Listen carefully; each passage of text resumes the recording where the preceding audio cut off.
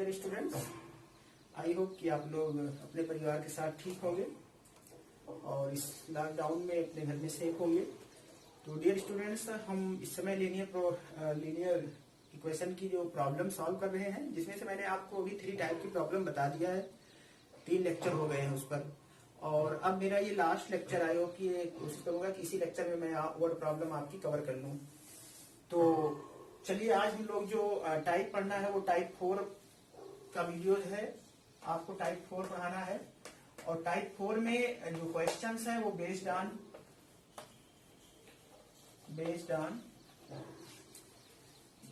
Speed,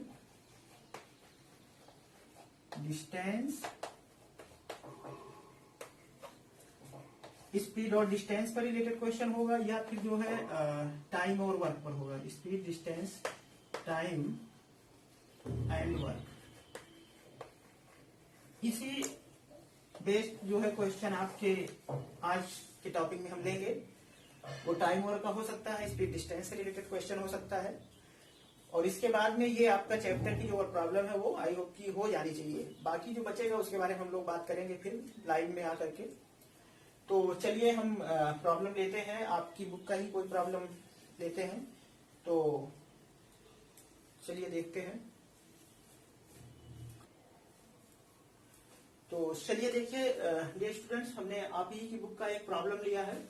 पहले stream और boat से रिलेटेड जो क्वेश्चन है उस पर बात करते हैं। पहला क्वेश्चन जो आपका है, इंपॉर्टेंट क्वेश्चन है बोर्ड के रिस्पेक्ट में, जो है बोर्ड के अकॉर्डिंग, जो बोर्ड में एग्जाम 10th क्लास में बोर्ड में आता है क्वेश्चन, वो इससे रिलेटेड क्वेश्चन मतलब 80-90% चांस होता है कि हाँ इस तरीके का क्वेश्चन आ सकता है।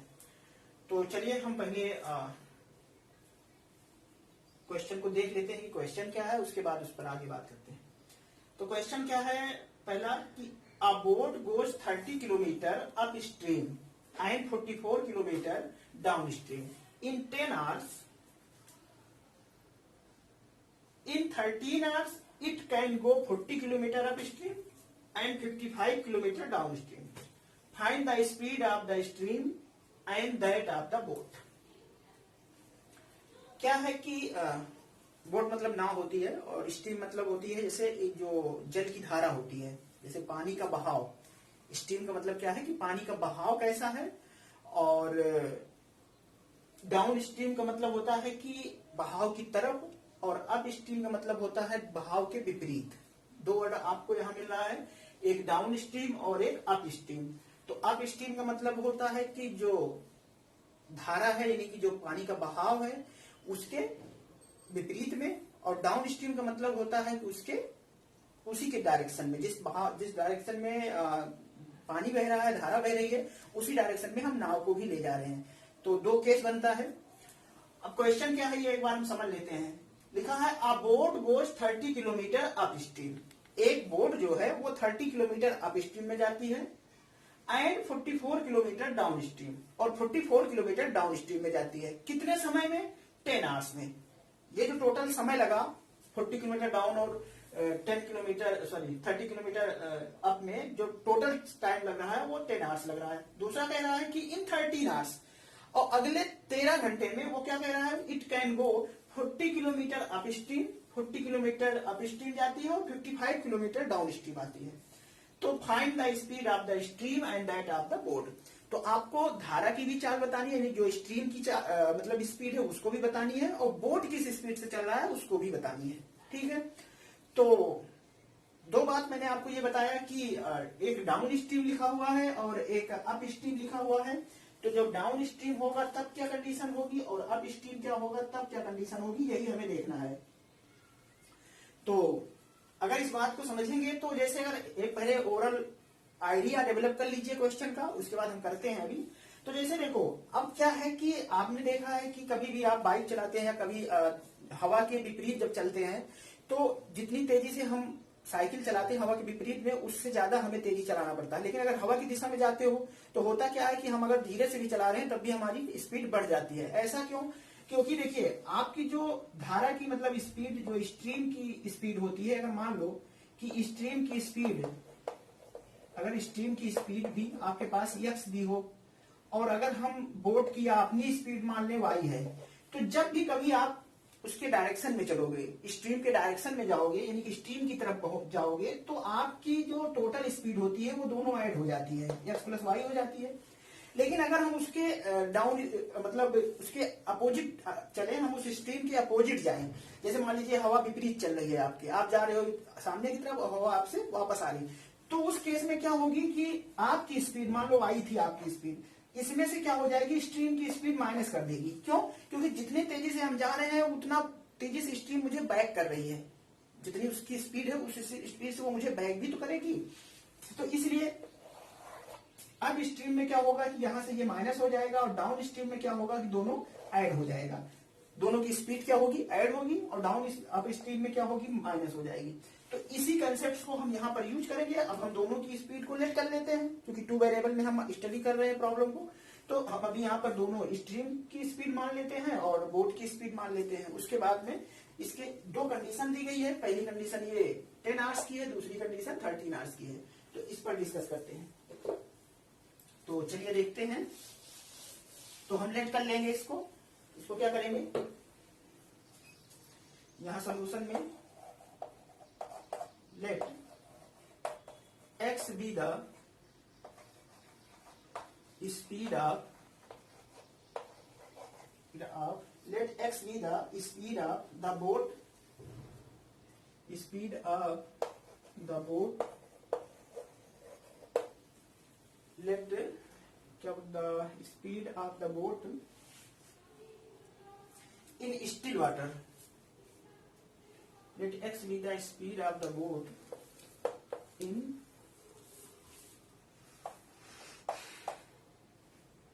still water। स्टिल वाटर का मतलब हुआ कि जब धारा जो है शांत है, मतलब हमारी जो बोट की एक्चुअल स्पीड है उसकी बात कर रहे हैं। स्टिल वाटर का मतलब यही होता है जब आपकी जो धारा है वो बिल्कुल शांत हो, तब उस केस में क्या होगा ये चीज देखना है। तो क्या आएगा, यक्स हमने माना है, तो स्टिल वाटर में जो बोट की स्पीड होगी वो क्या होगी, x किलोमीटर, क्योंकि सारी क्वांटिटी किलोमीटर में है, kilometre per our he late क्या है, ठीक है। तो हमने क्या मान लिया कि x जो स्पीड है वो क्या है कि बोट की स्टिल वाटर की स्पीड है, जो कि x किलोमीटर पर आवर होगी, ठीक है। ऐसे ही हम दूसरा लेट कर लें, and speed of the stream, and speed of the stream equal to y kilometre per our, y kilometre per our, हम ये मान लेते हैं।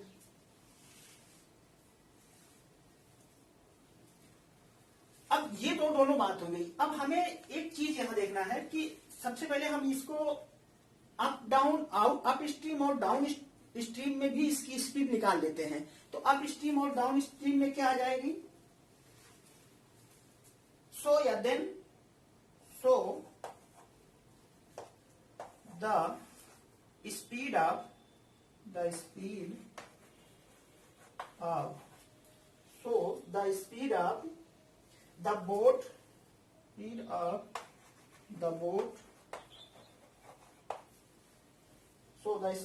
the boat, डाउन स्ट्रीम, क्या लिखना है पहले, डाउन स्ट्रीम।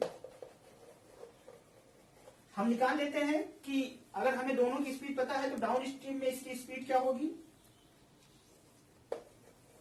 इक्वल टू, अब डाउन स्पीड है, स्ट्रीम क्या है, डाउन है, तो हम इसको दोनों को क्या करेंगे, ऐड करेंगे। तो x plus y kilometre per hour, ये हो जाएगी speed of the boat down stream.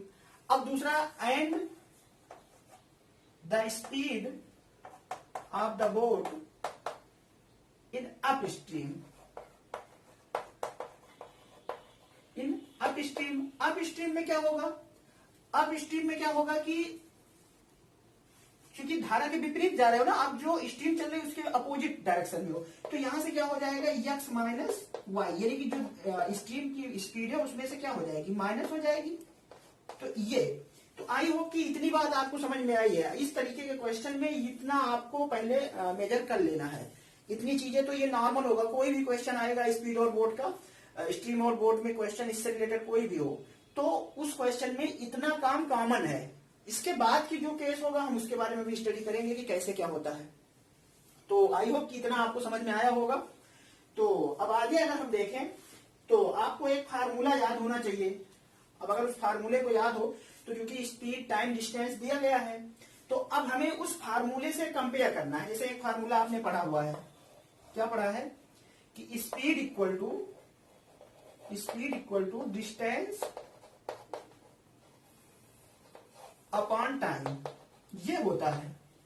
ठीक है, अब आप देखो यहां क्या चीज दिया गया है, लिखा है about 30 kilometre up stream and 40 kilometre down stream in 10 hours. Total time दिया गया है, क्या दिया गया है, टोटल टाइम दिया गया है अप स्ट्रीम और डाउन स्ट्रीम का पहले केस में।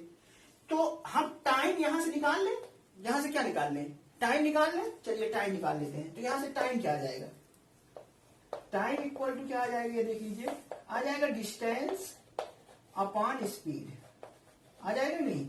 इसी फार्मूले को हम इस प्रॉब्लम में यूज करेंगे, इसी फार्मूले को क्या करेंगे, इस प्रॉब्लम में यूज करेंगे। तो चलिए केस फर्स्ट इसको डाल के करते हैं। तो केस फर्स्ट में आप आ जाइए।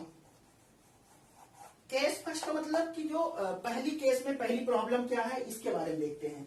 तो पहले केस में अगर आप देखें तो जनरलाइज फॉर्म में हम देखो इसको अलग अलग भी कर सकते हैं या इसको एक साथ बना सकते हैं। तो जैसे अगर देखो हम पूरी क्वेश्चन को एक बार आपको ऐसे बताते हैं कि मान लो बोट जो है वो 30 किलोमीटर जा रही है अप स्ट्रीम में, और अप स्ट्रीम कहां पर है, स्पीड ऑफ द स्ट्रीम ये है। ये बात समझिए, आप 30 किलोमीटर अप स्ट्रीम में जा रहे हो और अप स्ट्रीम में आपकी स्पीड कितनी है, स्पीड कितनी है x माइनस वाई। तो टाइम कितना लगा आपका, टाइम कितना लगा, डिस्टेंस अपॉन स्पीड, इसका मतलब हुआ कि 30 upon x minus y and 44 kilometre downstream. Downstream में 44 किलोमीटर जा रहे हैं, यानी कि डिस्टेंस दिया है 44 किलोमीटर और स्पीड कितनी है डाउन स्ट्रीम की, x प्लस वाई। तो टाइम कितना आ जाएगा 44 अपॉन x प्लस वाई। और ये दोनों टाइम मिला करके कितना लग रहा है 10 आवर्स।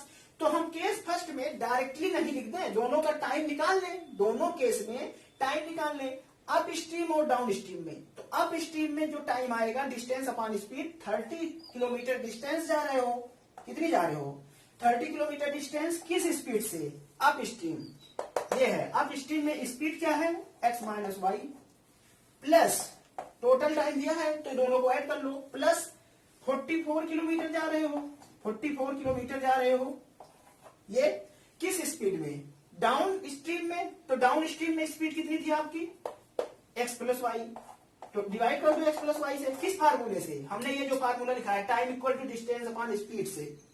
और ये टोटल टाइम यही t1 है, ये टाइम t1 है, ये टाइम t2 है, और यही दोनों टाइम जो टोटल दिया है कितना आवर्स, 10 आवर्स, ये 10 आवर्स दिया है।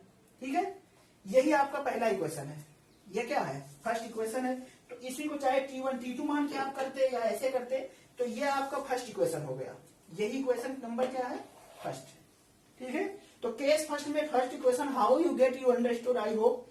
तो यहां पर पहला इक्वेशन कैसे आया ये आई होप कि आपको समझ में आना चाहिए कि first equation how you get it या हाउ यू मेक इट।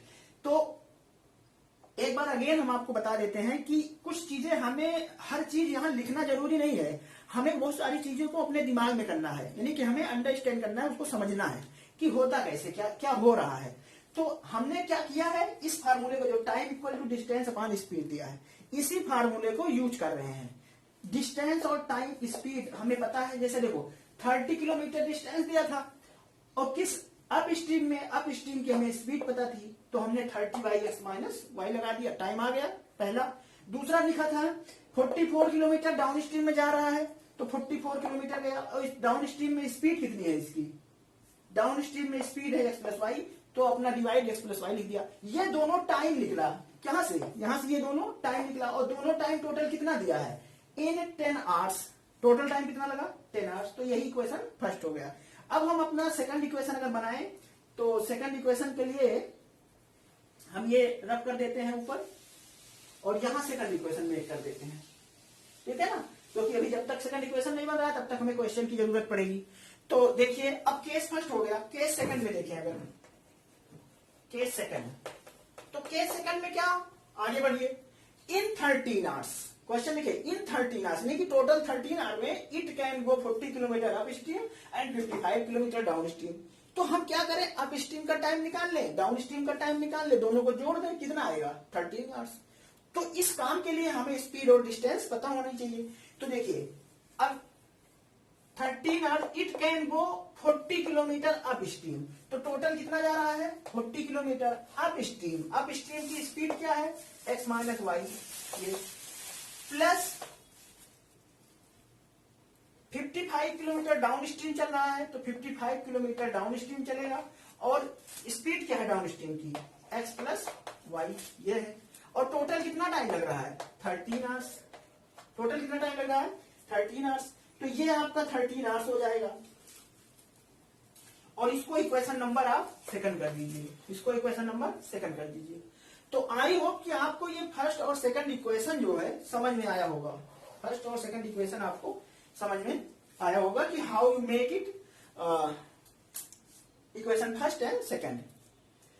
तो अब हम क्वेश्चन को रफ कर देंगे, क्योंकि स्पेस नहीं है, तो इतनी बात आपको समझ में आ गई हो तो हम इसको अब रफ करते हैं क्वेश्चन। तो क्वेश्चन आप समझ गए हैं, तो क्वेश्चन को रफ करके अब इस दोनों इक्वेशन को सॉल्व करने के लिए आपको मैंने एक लेक्चर बनाया था रिड्यूसिबल फॉर्म। ये डायरेक्ट किसी भी मेथड से, जो आपको तीनों मेथड बताया है उसमें से कोई मेथड इसमें यूज नहीं होगा डायरेक्ट। अब आपको एक टॉपिक मैंने लिया था रिड्यूसिबल फॉर्म, मिसलेनियस क्वेश्चन था उसमें। तो रिड्यूसिबल फॉर्म में मैंने आपको बताया था कि इस तरीके के क्वेश्चन को how you solve it.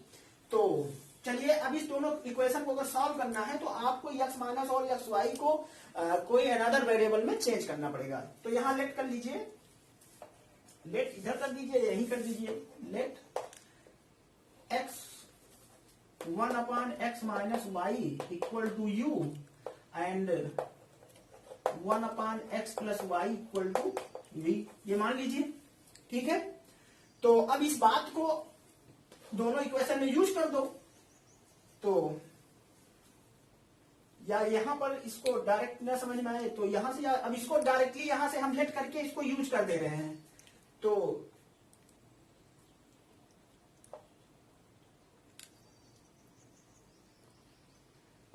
Using, यहां डायरेक्टली आप यूज कर दीजिए,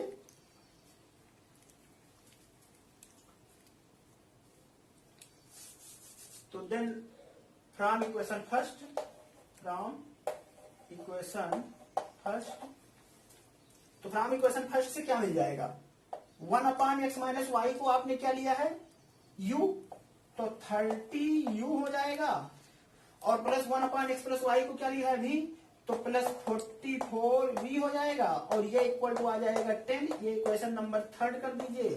and from equation second, from equation second से लिखोगे तो 40 u आ जाएगा और प्लस 55 v आ जाएगा, ये 13 हो जाएगा। ये इक्वेशन नंबर 4 कर दो, ठीक है। अब आपको दो इक्वेशन मिल गया और इन दोनों इक्वेशन को आई होप आप अच्छे से सॉल्व करना जानते हैं। तो इसको रब कर दे रहे हैं, इसकी कोई जरूरत है नहीं, अब आप इसको समझ ही गए हैं। तो अब मेन इसकी कैलकुलेशन है, आप इसको कैसे हैंडल करते हैं वो आपके ऊपर डिपेंड करता है। अब आप देखो, कुछ कैंसिल हो रहा हो तो कर दो, नहीं तो कोई बात ही नहीं है। तो कैंसिल तो हो नहीं रहा है कहीं कुछ, ये 2 से कैंसिल हो जाएगा, लेकिन कुछ हमें फायदा तो दिख नहीं रहा है? कोई फायदा दिख रहा होता तो हम कर देते, लेकिन कोई फायदा तो दिख नहीं रहा है। तो अब डिपेंड करता है इसको किस मेथड से आप सॉल्व करना चाहते हो। अब इसको आप जिस मेथड से सॉल्व करना चाहते हैं उस मेथड से इसको सॉल्व कर लीजिए। तो on solving third and fourth, यहां पर u और v की वैल्यू निकालना है आपको सॉल्व करके। कैसे निकालेंगे ये चीज आपको देखना है। तो इसमें हम कौन सा मेथड लगाते हैं तो ज्यादा ठीक होगा।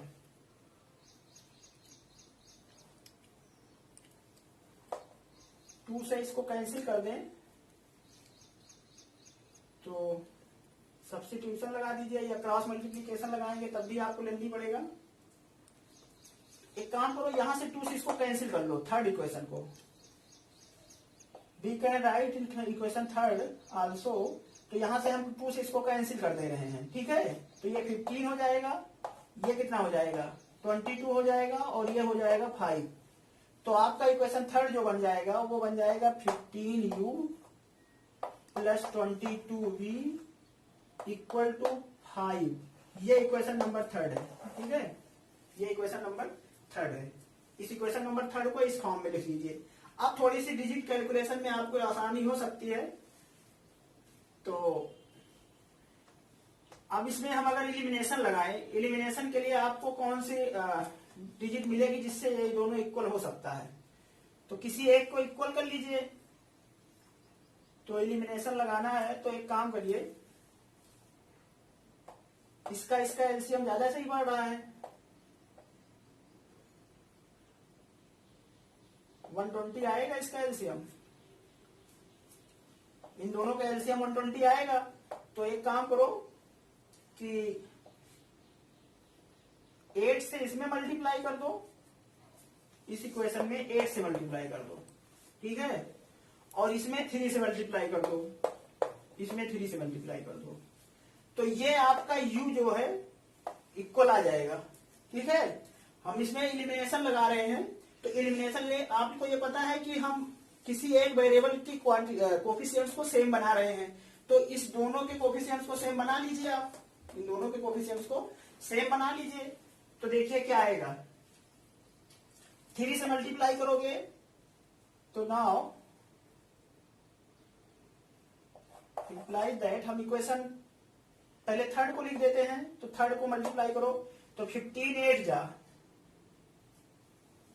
120 u आ जाएगा, इसको 22 8 जा कितना होगा 8 2 जा 16, 8 2 जा 16 117, 176 भी आ जाएगा इक्वल टू 8 5 जा 40। ये इक्वेशन नंबर आप फिफ्थ कर दो और इसमें मल्टीप्लाई करोगे फोर्थ में, तो 3 4 जा 12 यानी कि 120u, और 5 से मल्टीप्लाई 55 3 जा, तो 3 5 जा 15, 3 5 जा 15 116, ये आ जाएगा v इक्वल टू 13 3 जा 39, ये आ जाएगा इक्वेशन नंबर 6, ठीक। अब आप क्या करेंगे, इसमें एलिमिनेशन लगा दीजिए, इसमें क्या कर दीजिए एलिमिनेशन लगा दीजिए। तो आपको बाई सब्ट्रैक्टिंग क्योंकि प्लस प्लस है सब, तो माइनस करने के लिए हम यहाँ क्या करें बाई सब्ट्रैक्टिंग, तो बाई सब्ट्रैक्टिंग करोगे तो यहाँ माइनस हो जाएगा, यहाँ माइनस हो जाएगा, यहाँ माइनस हो जाएगा, तो टोटल कितना आएगा,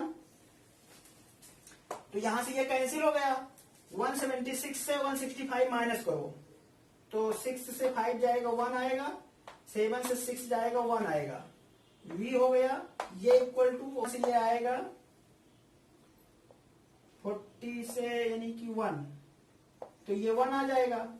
तो आप लिख सकते हैं v इक्वल टू आ गया यहां से 1/11, v की वैल्यू क्या आ गई 1/11, तो v की वैल्यू 1/11 आ गई। इस v की वैल्यू इक्वेशन नंबर थर्ड में यूज कर दो, v की वैल्यू इक्वेशन नंबर थर्ड में, तो नीचे भी रब कर दे रहे हैं, इस इक्वेशन का कोई मतलब तो है नहीं योग में,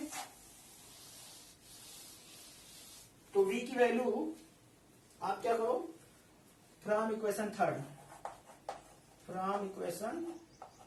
थर्ड हम पुट कर दें v की वैल्यू, तो क्या आ जाएगा देखिए इस इक्वेशन में, तो 15u प्लस 22 इंटू 1/11 और इक्वल टू 5, ये है तो 11 2 जा, ये आ जाएगा। तो इसको सिंप्लीफाई कर दो तो 15u इक्वल टू 2 उधर माइनस करोगे तो 5 - 2 इक्वल टू 3 आ जाएगा, तो ये आ जाएगा 15u इक्वल टू 3, तो u इक्वल टू 3/15, तो 3 5 जा, तो ये u इक्वल टू आ जाएगा 1/5, तो ये आपके पास u की वैल्यू हो गई, u और v की वैल्यू आ गई। अब u और v की वैल्यू यहाँ देखिए, ये यहाँ पर u और v की वैल्यू रख लो, 1/x minus y equal to u की वैल्यू है, 1/x plus y equal to v की वैल्यू है। अब इसमें रख करके अगेन इक्वेशन फ्रेम करोगे, तो अगेन इक्वेशन बनाए, तो देयरफॉर इसको रब कर दे रहे हैं क्योंकि अब इसकी कोई वैल्यू है नहीं, ये आप नोट कर लीजिएगा। तो और ये समझ तो गए नहीं होंगे, हम यहाँ पर क्या कर रहे हैं एलिमिनेशन लगाए हुए हैं। एलिमिनेशन में आपको पता है कोफिशिएंट्स इक्वल बनाने के लिए हमें किसी क्वांटिटी से मल्टीप्लाई करना पड़ता है, तो multiply by equation 4/3 and equation 3 by 8, then we get this and then solve. After solving 5th and 6th, we get b equal to 1/6, and putting the value of b in equation 3rd, also we get u equal to 1/5. ठीक है, तो यहां तक I hope आपको समझ में आया होगा। अब आगे चलिए हम x और y की, क्योंकि हमें x और y की वैल्यू चाहिए, तो अब x और y की वैल्यू निकालते हैं पहले।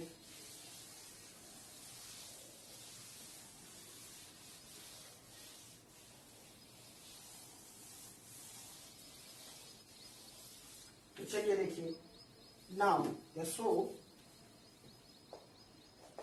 नाउ अब क्या है कि 1/x minus y equal to u की वैल्यू 1/5 है, तो इंप्लाइज दैट यहां से कर दे रहे हैं कि x minus y equal to 5। ये इक्वेशन नंबर आपका, मान लो कोई इक्वेशन हो या रहने दो इसको, एंड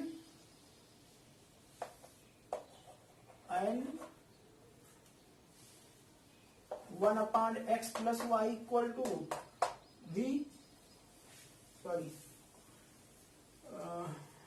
v, तो 1/11, तो ये आ जाएगा equal to x plus y equal to 11। ये तो इसको इक्वेशन नंबर आप कोई नाम दे दो।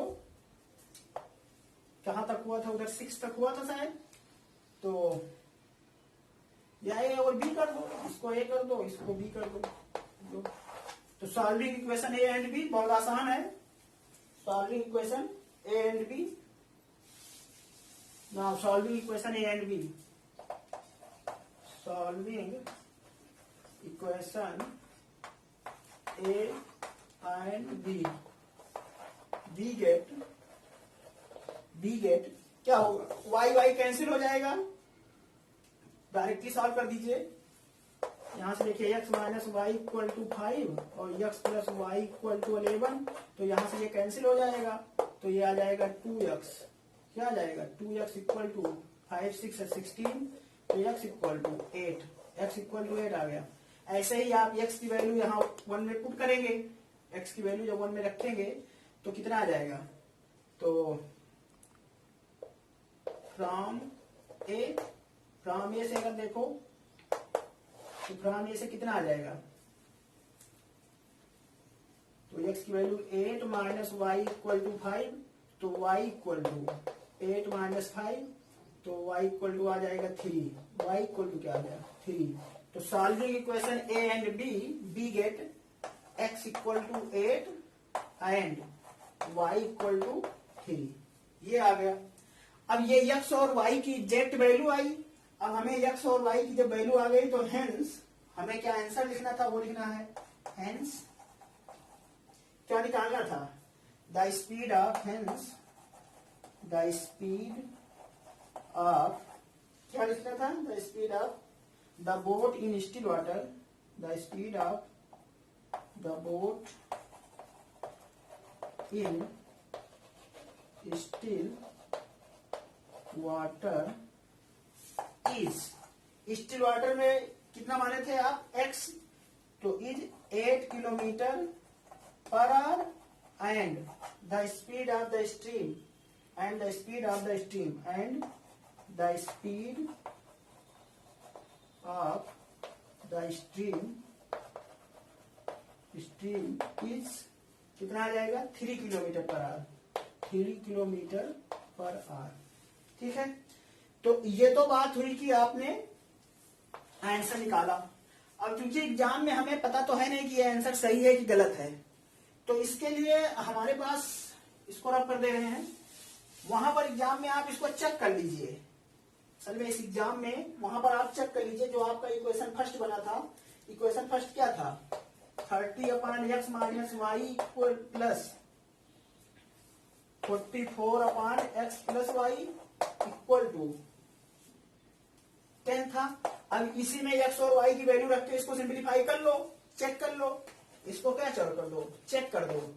अब चेक कर लो क्या मतलब, इतनी मेहनत किए हो, कहीं आपका आंसर ही गलत है तो सारी मेहनत बेकार हो जाएगी। एग्जामिनर बस आंसर देखेंगे, कहीं तो गलत है, इसका मतलब आपने नहीं में सही किया, तो इसको चेक कर लो। तो 30/x x कितना है 8 माइनस 3 प्लस 44/8 प्लस 3, तो सॉल्व करो तो 8 3 5 आएगा, ये कितना आ जाएगा 5 5 6 जा 30 और 8 3 11 11 4 जा 44, तो 6 4 10, तो इसका मतलब RHS LHS equal to RHS आ गया। तो इसका मतलब हुआ कि आपका आंसर क्या है, सही है। ठीक है, तो ये आप रफ में चेक कर लीजिएगा करने के बाद कि आपका जो कैलकुलेशन आई है लास्ट में क्या वो सही है कि गलत है। तो इस तरीके के क्वेश्चन आप करते हैं। आई होप ये क्वेश्चन आपको समझ में आया होगा। तो चलिए एक क्वेश्चन हम टाइम एंड वर्क का ले लेते हैं और देखते हैं कोई क्वेश्चन और अगर आपकी बुक में हो तो उसको भी बता देते हैं। ठीक है, तो डियर स्टूडेंट्स देखिए फिर हम लोग सेकंड प्रॉब्लम भी देख लेते हैं, वैसे भी टाइम ज्यादा हो रहा है एक ही प्रॉब्लम में। तो क्योंकि इसको आज फिनिक्स करना है इस लेक्चर में, तो हम एक प्रॉब्लम ये भी ले लें। वैसे आपकी बुक में तो शायद ये प्रॉब्लम नहीं दी गई है, लेकिन इसी लीनियर इक्वेशन की ये भी प्रॉब्लम है, तो देख लीजिए क्योंकि कभी कभी आप जब साइड बुक पढ़ते हैं तो उसमें आपको ये प्रॉब्लम मिलेगी। तो ये वर्क और टाइम की है, वो स्पीड और डिस्टेंस का था, ये वर्क और टाइम की प्रॉब्लम है। देखिए क्या लिखा है, a man and 6 boys can finish a piece of work in 5 days while 3 men and 4 boys can finish it in 7 days. Find the time taken by 1 man alone or that by 1 boy alone. Question समझ लीजिए कि 4 man है 6 boys हैं, किसी काम को जो है किसी पीस वर्क काम को जो है वो क्या करते हैं 5 days में कंप्लीट करते हैं, और 3 मैन और 4 बॉयज जो है उसी काम को 7 days में कंप्लीट करते हैं। तो आपको ये बताना है कि ओनली 1 मैन कितने दिन में कंप्लीट करेगा और ओनली 1 बॉयज कितने दिन में कंप्लीट करेगा। तो हम लेट कर लेते हैं कि 1 man can finish the work be x, तो यहां लेट कर लीजिए आप। तो लेट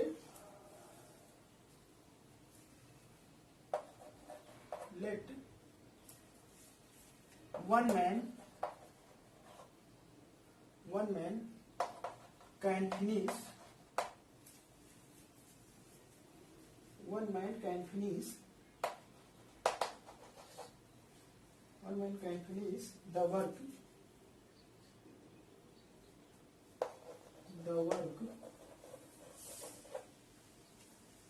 इसको लेट कर लेते हैं, let 1 man can finish the work in x days and 1 boy can finish the work in y days। हम ये मान लेते हैं कि एक बॉयज और एक मैन जो है वो x और y डेज में जो है काम को फिनिश करते हैं। ठीक है, अब एक बात यहाँ एक जनरल बात है टाइम वर्क एंड टाइम में कि देखिए अगर कोई भी काम करने में अगर मैं जो है x दिन लगा रहा हूं तो मेरे द्वारा जो वर्क होता है यानी कि मेरे द्वारा जो काम किया जाता है वो क्या होता है कि 1/x काम किया जाता है। क्या किया जाता है, टाइम वर्क के इनडायरेक्ट प्रोपोर्शनल होता है, समझ रहे ना। टाइम जो होता है वो वर्क के इनडायरेक्ट प्रोपोर्शनल होता है। तो इसीलिए यहाँ पर अगर x डे में हम कोई काम कर रहे हैं तो एक आदमी 1 दिन का जो वर्क हो जाएगा वो 1/x हो जाएगा। यानी कि अगर आप 5 दिन में कोई काम कर रहे हो तो जो टोटल काम होगा आपका वो कितना होगा 1/5 होगा। ठीक है, तो इस कंडीशन में अब यहाँ पर आपने तो ये लिखा है कि x दिन में उन्होंने काम खत्म किया, y दिन में काम खत्म किया, तो यहाँ क्या करना है कि हमें 1 डे का कितना काम होगा, एक आदमी कितना काम करेगा एक दिन में ये देखना है। ये तो हमें ये पता चला कि काम फिनिक्स कितने दिन में हो रहा है x दिन में, तो अब हमें ये देखना है कि एक आदमी असल में एक दिन में काम कितना कर रहा है, क्योंकि जो कंडीशन है वो ये देखिए 4 men और 6 boys can finish the work in 5 days। तो हमें एक आदमी कितना काम करता है ये देख लें, तभी हम उसको 4 आदमी में कन्वर्ट कर पाएंगे। ऐसे ही 1 boys कितना काम करेगा एक दिन में ये देख लें, तो उसके बाद में हम 6 boys को लगा पाएंगे। तो यहाँ देन 1 boys या 1 man, देन 1 man नहीं ये लिखेंगे then 1 days then 1 days work of 1 man, 1 days work of 1 man. तो एक दिन का एक आदमी का जो काम होगा क्या होगा, 1/x होगा, ठीक है। ऐसे ही and 1 days work of 1 boys, 1 boys कितना हो जाएगा, 1/y हो जाएगा, ठीक है।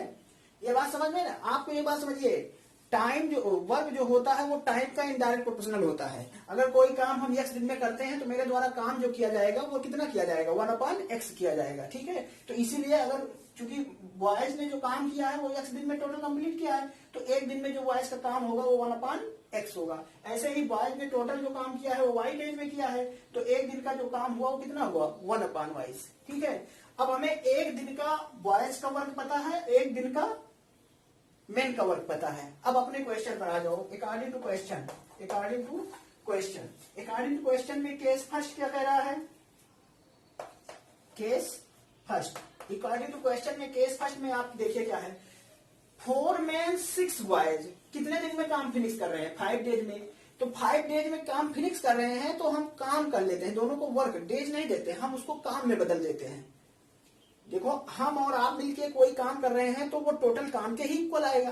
तो जनरली जो काम यहाँ हुआ कि कितने मैन, 4 मैन, तो एक मैन 1/x, तो 4 मैन द्वारा काम कितना हुआ, 4/x प्लस 8 बॉयज कितने दिन में काम, एक बॉयज 1/y कर रहा है, तो 6 बॉयज कितने करेंगे, 6/y करेंगे। और ये लोग कितने दिन में फिनिश कर रहे हैं, 5 दिन में। तो इन दोनों के द्वारा किया गया काम कितना है, 1/5, ठीक है। तो ये आपका इक्वेशन फर्स्ट हो जाएगा। ऐसे ही एंड केस सेकंड में क्या होगा कि वाइल 3 मैन, तो 3 मैन, एक मैन x है तो 3 man 3/x plus and 4 boys can finish, तो 4/y ये कितने दिन में फिनिश कर रहे हैं, 7 days। तो 7 दिन में किया गया काम कितना आएगा, 1/7, कितना आएगा, 1/7। ये इक्वेशन नंबर 2 हो गया, ठीक है। तो मेन यही था। अब आपको इक्वेशन फर्स्ट और सेकंड से ये प्रॉब्लम मैंने आपको मिसलेनियस वो रिड्यूसिबल फॉर्म जब पढ़ाया था तो बताया था how you solve this type problem. I hope you understood better than previous lecture. If you don't understood that better then I will see again that lecture. तो अगर आपको ये प्रॉब्लम समझ में मतलब सॉल्व करने में दिक्कत हो रही तो इससे पहले वाला जो लेक्चर मैंने एक बताया था आपको जिसमें रिड्यूसिबल फॉर्म पढ़ाया था उसको आप देख लीजिएगा जरूर। उसमें मैंने आपको अच्छे से बताया कि कैसे इसको आप हैंडल करेंगे इस तरीके के इक्वेशन को, ठीक है। तो आई होप कि अब ये दोनों इक्वेशन आप सॉल्व कर लीजिएगा। तो सॉल्व करेंगे तो आप कैसे करेंगे वो आपके लिए होमवर्क है। तो आफ्टर सॉल्विंग दीज इक्वेशंस आपको जो आंसर आएगा वो मैं बता दे रहा हूं। आंसर इसको बिठा के लिख दे रहा हूं कि सॉल्विंग इक्वेशन, इसको सॉल्व कैसे करोगे ये तो आपको पता है। यहां से सॉल्व करने पर जब आप इसको सॉल्व करोगे तो जैसे मैं थोड़ा सा हिंट कर दे रहा हूं कि यहाँ पर लेट करोगे आप 1/x को u और 1/y को v। तो अब जब आप इक्वेशन को चेंज करोगे तो ये आ जाएगा 4u plus 6v equal to 1/5।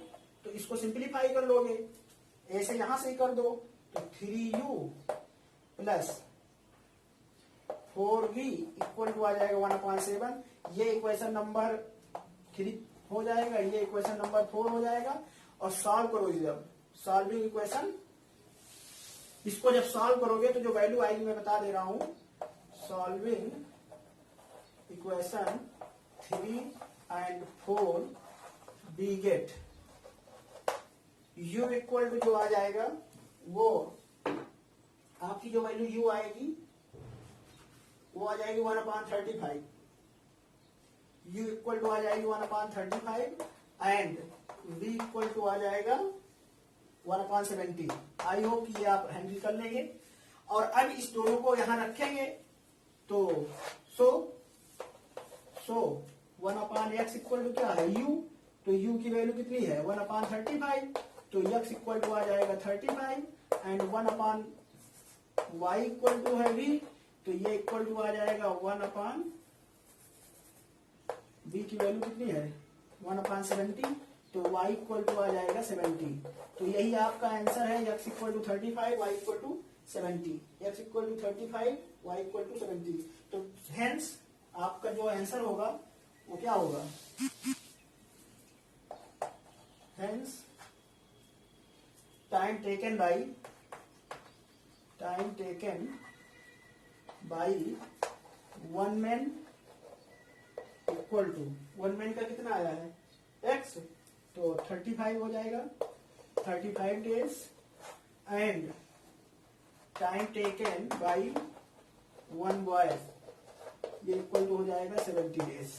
तो यही आपका आंसर है, और आई होप कि आपको ये समझ में आया होगा। तो इस तरीके से आपकी जो प्रॉब्लम है, word problem, linear equation two variable की, इतना बता दिए हैं, ये सफिशियंट है। अगर किसी को अलग से कोई एनसीईआरटी बुक की जो प्रॉब्लम है उसमें अगर कोई दिक्कत है तो वो पर्सनली व्हाट्सएप से कांटेक्ट कर ले, उस पर डिस्कस कर ले कि कैसे क्या दिक्कत है, हम उसको आपको बता देंगे अलग से, ठीक है।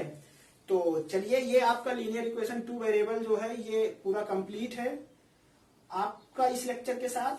इसका आप नोट्स बना लीजिए, इसकी वर्कशीट हम कल तक आपको प्रोवाइड करा देंगे, उसको भी आप कर लीजिएगा।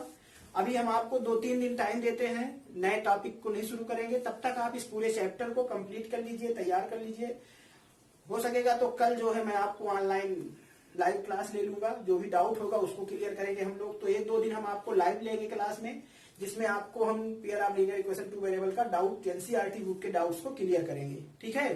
तो चलिए, आप लोग इतना करिए, आप लोगों को तो ऐसे लेक्चर तो लंबा हो गया है थोड़ा सा, लेकिन उसके लिए थोड़ा आपको टाइम निकाल के देख लीजिएगा दूसरी टाइम में। तो चलिए, हम लोग मिलते हैं आपको किसी लाइव क्लास में या दूसरे लेक्चर के साथ। तब तक के लिए धन्यवाद, थैंक यू।